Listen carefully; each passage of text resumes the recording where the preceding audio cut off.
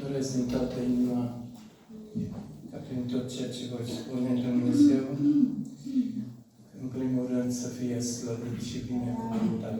Amin. Apoi, prin mine, Dumnezeu, același Dumnezeu, să vă binecuvinteze și pe dumneavoastră. Amin. Frați și surori, de un timp încoace, când intru în casa Domnului și ocup un scaun, totdeauna mă plec pe genunchi și mulțumesc Domnului pentru scaunul pe care șed și îl ocup.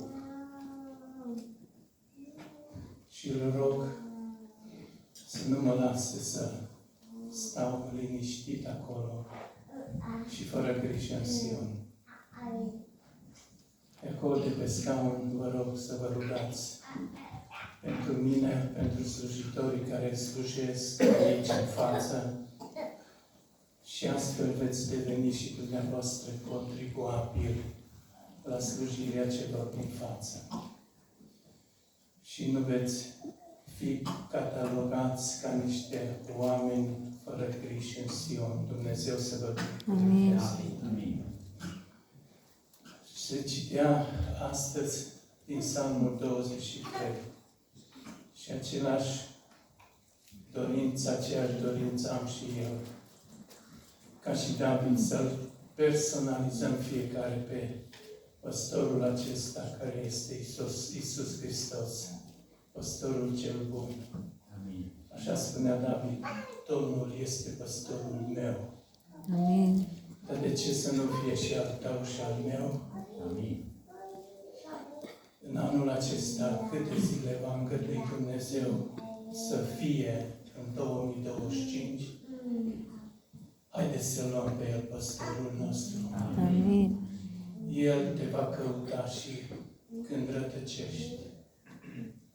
El va lăsa turma și va merge după tine și te va căuta, te va lua pe umerii Lui și te va duce în staul Lui.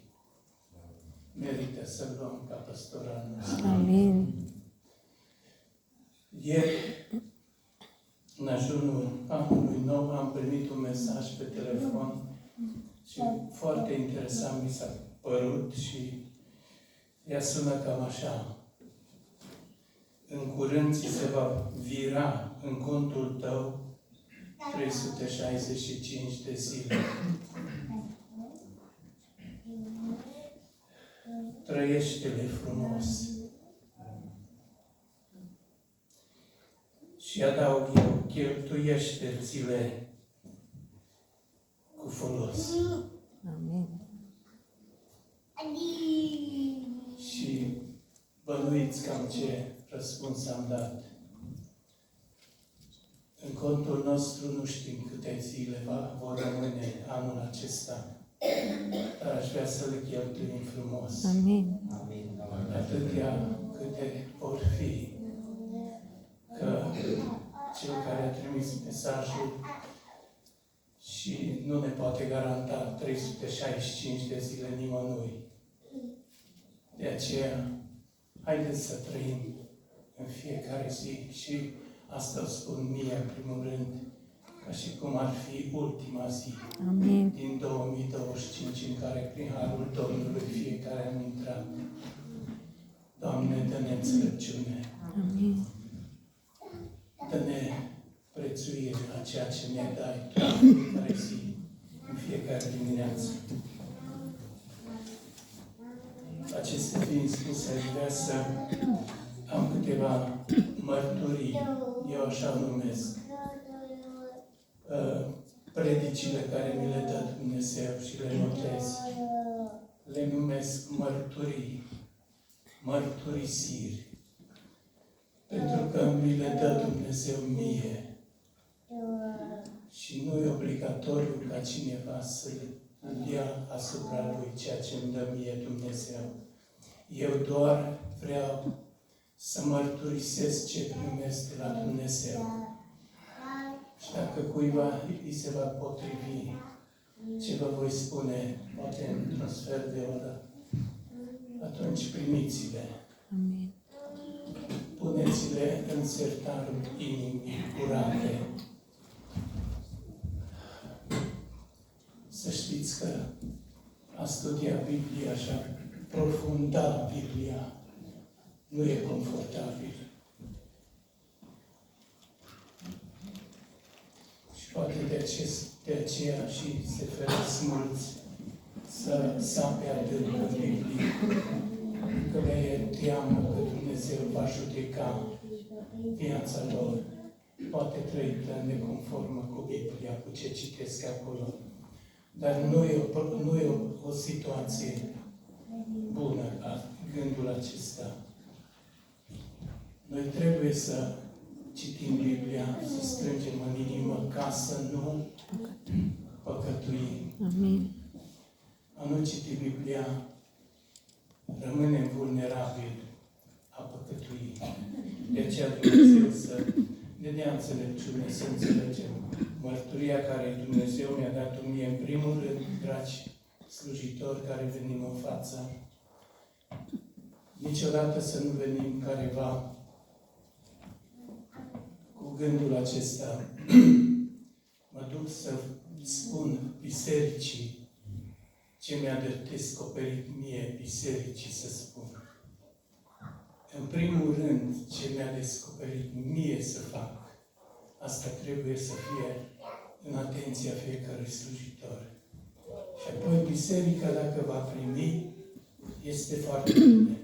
Dacă nu, eu mi-o țin în mie, pentru că mie mi-a vorbit în primul rând Dumnezeu.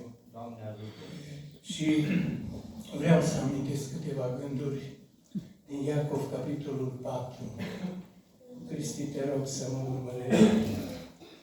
Nu vreau să citesc, să economisesc timp. Iacov, capitolul 4. Și ce vreau de la bun început, e un fragment din mărturia mea, nu e toată mărturia aici inclus. Am ales un fragment pentru că mă gândeam că o să mă solicite frații. Și Domnul mi-a vorbit mie așa. Și vreau împreună cu ajutorul Duhului Sfânt să elucidez prin cele scrise de Iacov, fratele nostru, în capitolul 4, versetele 4, 5, 6, 7. Și anume ce? Primele 3 versete, citiți-le. În ce stare au ajuns frații lui Iacov, despre care vorbește Iacov. Și m-am întrebat așa, trec peste acele versete, dar le puteți citi. Cum poate să ajungă un frate al lui Iacov în starea aceea decăzută descrisă în primele 3 versete? Și încă ceva. Care-i modul de a scăpa din acele stări grave? De ce această analiză? De ce această elucidare? Pentru salvarea ca din foc, cum zice Iuda, acelora care se află în starea aceea gravă, bolnavă, spirituală.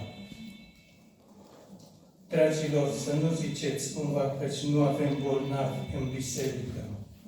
În mileniul 3, anul 25. Că spunând asta, niciodată nu ne va vindeca Dumnezeu.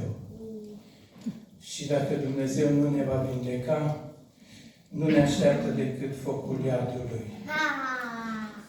Știu că confruntarea cuvântului lui Dumnezeu cu noi e dură, frați și surori, biserică iubită. Dar pe noi, Dumnezeu ne pune aici înainte dumneavoastră să vă ducem în rai și nu în iad. Doamne, ajută-ne ca toți să ajungem acolo. Amin. Și ca să continui mesajul Apostolului Iacov către frații lui și din Sighișoara, pentru că așa considerăm că Iacov este fratele nostru. Prin ceea ce ne-a scris și pentru noi, vreau ajungerea noastră în rai, Iacov. De aceea nu este bine să ocolim niciun pasaj din Scriptură. De aceea folosește pentru asta un apelativ pe care nu am auzit-o niciodată rostindu-se în Betel. Și totuși unii poate gândesc că predicile sunt prea dure. Dar încă o dată vă rog, dacă cineva va vrea să-mi traducă ce înseamnă pentru noi apelativul acesta, suflete prea curvare, i-aș mulțumi din inimă. Gestul acesta însemnând pentru mine 3 lucruri: disponibilitate la dialog, confirmarea că sunteți de acord cu avertismentele Scripturii și dorința de a fi una cu mine și nu numai invers. În ce mă privește, eu nu refuz acest apelativ care mă poate viza și la fel și pe dumneavoastră. Și întreb, noi nu am fost niciodată certăreți? Despre asta e vorba acolo, în primele versete. Pismași, firești, mânioși, dacă nu ați fost dumneavoastră, slavă Domnului. Dar am să vă spun, mai spun ceva și mie la fel, că dacă cumva suntem printre aceștia și nu ne vedem așa, nu ne interesează ce v-am spus, atunci doza mărită de medicamente nu ne va ajuta la vindecarea noastră. Oameni buni, frați și surori, noi știm că prieteniile cu lumea, inclusiv acceptarea a mii de prietenii necunoscute de pe Facebook, așa se scrie Facebook, și nu numai, și pe YouTube și pe alte rețele. Sunt acceptarea ta personală deliberată să fii vrăjmaș cu Dumnezeu? Poate nu mai știi. Pentru că te-ai obișnuit cu ele.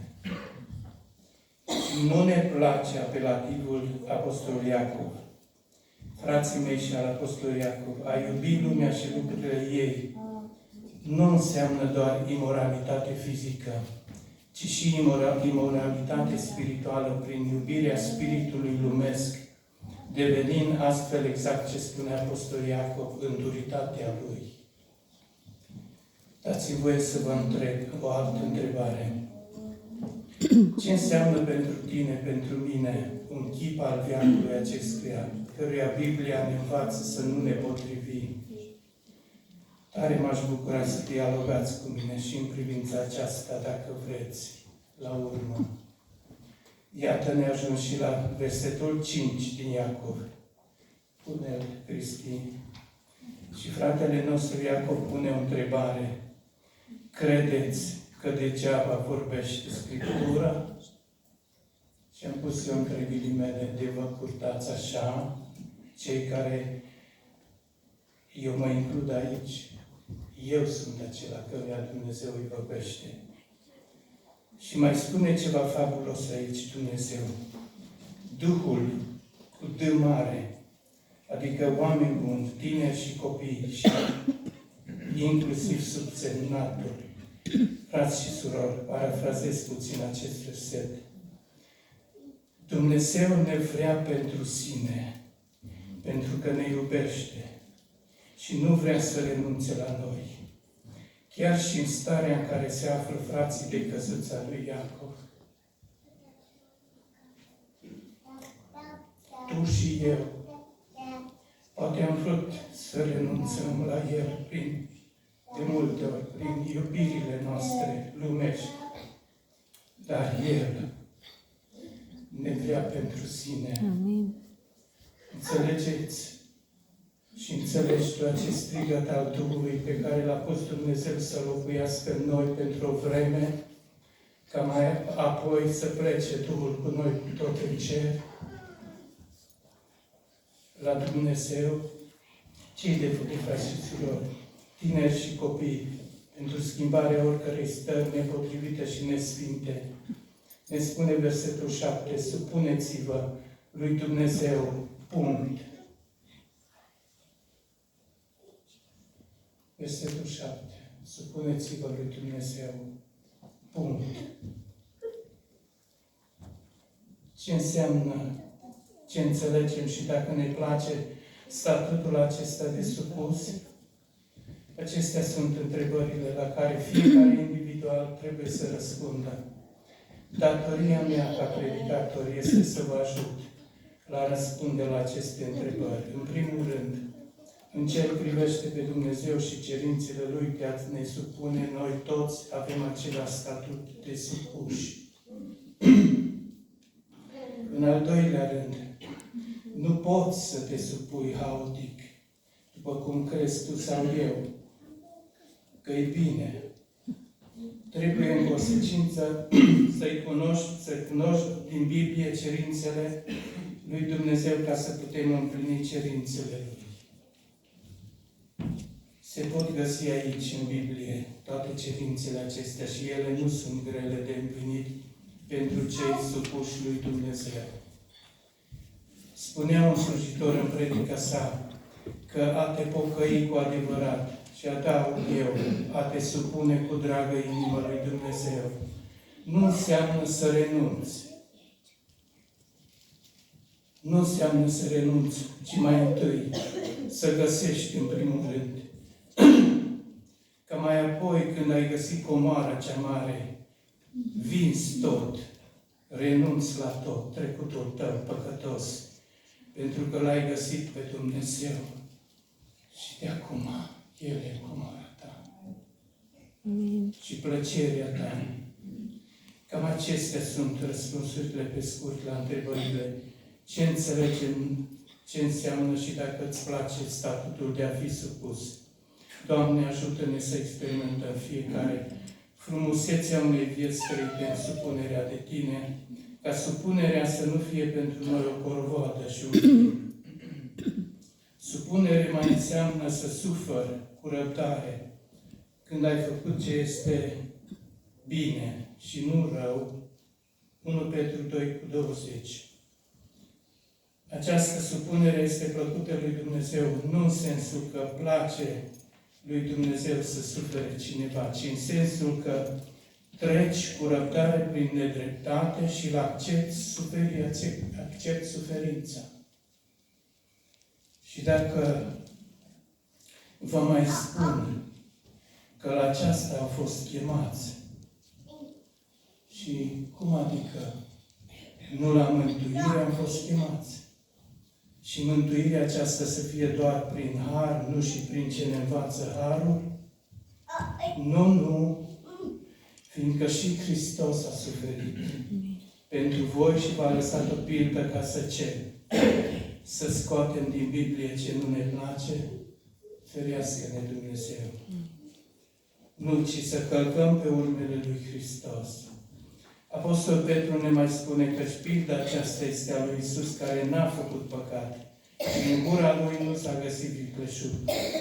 Dragilor, noi am făcut ce n-a făcut El. De ce atunci n-ar trebui să răbdăm suferințele pentru Hristos? Pilda unică. Când era batjocorit, nu răspundea cu batjocuri. Și când era chinuit, nu amenința măcar, ci se supunea dreptului judecător, spune acolo Apostolul Petru. Dragă Biserica lui Iisus Hristos, mă smeresc și mă pocăiesc în fața acestor cerințe.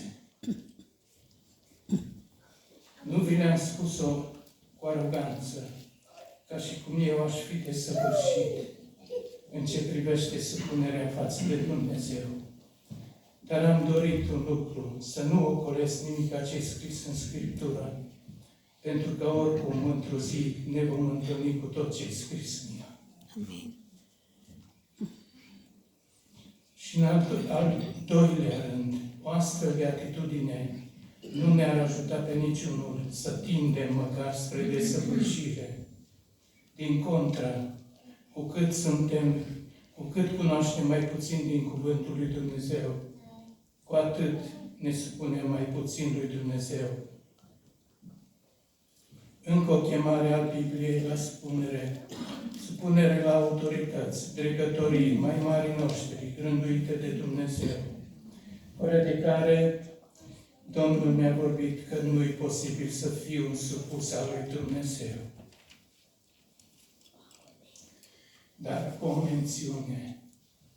Dacă lui Dumnezeu trebuie să ne supunem necondiționat celor rânduiți de El, adică oamenilor, ne supunem condiționat. Adică nu supunere mai mult oamenilor decât lui Dumnezeu. Duhul Sfânt vrea să ne mai spună încă ceva fabulos din versetul 7. Ce se întâmplă cu diavolul în urma supunerii noastre lui Dumnezeu? Ce spune Iacov, fraților săi? Diavolul va veni spre voi? Nu, ci să-l vezi pe diavolul fugind de om. Ce mare lucru! Nu plimbându-se pe rotogolul pământului, nu venind spre tine, ci fugind ca un speriat de la noi. Doamne, am scris eu aici, cu semnul exclamării, ce mare câștig! Doar aceasta, să fugă diavolul de tine și de noi. Nu tu depresie, nu tu anxietate, nu tu droguri, bătăi, divorțuri în familie, nu tu copii nefericiți.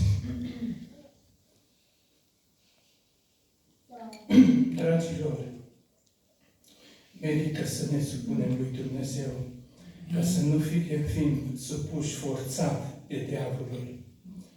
Nu există un alt mod de a fugi diavolul decât supunându-ne lui Dumnezeu. Diavolul închide pe cei singuratici. Aș fi vrut în seara aceasta să fie mulți tineri și copii aici și bătrâni, dar și pentru ei am un cuvânt. Dumnezeu prin mine. Tineri dragi, adolescenți și copii, nu umblați singuratici. Fiți în fiecare zi supuși lui Dumnezeu. Diavolului să știți că nu este frică de oameni singuratici. Peste astfel de oameni dă buzna, plăceri care omoară, droguri, apoi pierderea poftei de a mai trăi și te va duce în ultima instanță, unde l-a dus și pe Iisus pe strașina templului, spunându-ți și ție, sar jos, căci ai niște îngeri care te vor lua pe mâini și să nu-ți lovești piciorul de vreo piatră. Așa i-a spus lui Iisus. Dacă Iisus sărea, m-am întrebat eu, se împlinea citatul din Psalmul 91? Nu. Dragi tineri și copii și toți care mă ascultați, Satana va folosi aceleași metode uneori și azi. Nu comunicați cu el de fel, că vă veți face praf înainte de vremea hotărâtă de Dumnezeu. Ca acele două adolescente, poate acum câteva luni ați auzit de ele, predica aceasta sau gândurile acestea sunt scrise de câteva luni. Ca cele două adolescente pe care i-a urcat undeva sus și probabil același mesaj a avut ca pentru Iisus. Săriți, că jos vă așteaptă niște îngerași, drăgălași. Și vă iau în mâini și nu a mințit diavolul, pentru că acolo jos erau îngerii morții. Așa au pățit adolescentele, cu droguri, cu plăceri.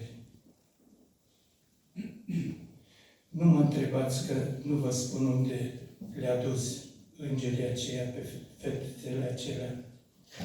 Voi știți că prietenia cu lumea e vrăjmășie cu Dumnezeu. Așa că cine vrea să fie prieten cu Satan se face vrăjmaș cu Dumnezeu. Cei doi stăpâni nu-și împart prietenia. E bine de știut și de ținut minte acest adevăr. Revin cu întrebarea, de ce totuși diavolul fuge de un om supus lui Dumnezeu? Răspunsul foarte pe scurt este că nu mai ești tu, ci El. căruia te-ai supus. Diavolul nu fuge de îngeri. S-a luptat cu arhanghelul Mihail, cu îngerul Gabriel. Singura ființă din univers de care fuge Satan este Dumnezeu. În încheiere, hotărâm cu toții care m-ați ascultat în frunte cu mine. Da? Rămânem în El. Da? Amin. Anul 2025. Rămânem în El. Amin. În Domnul Iisus, în Dumnezeu.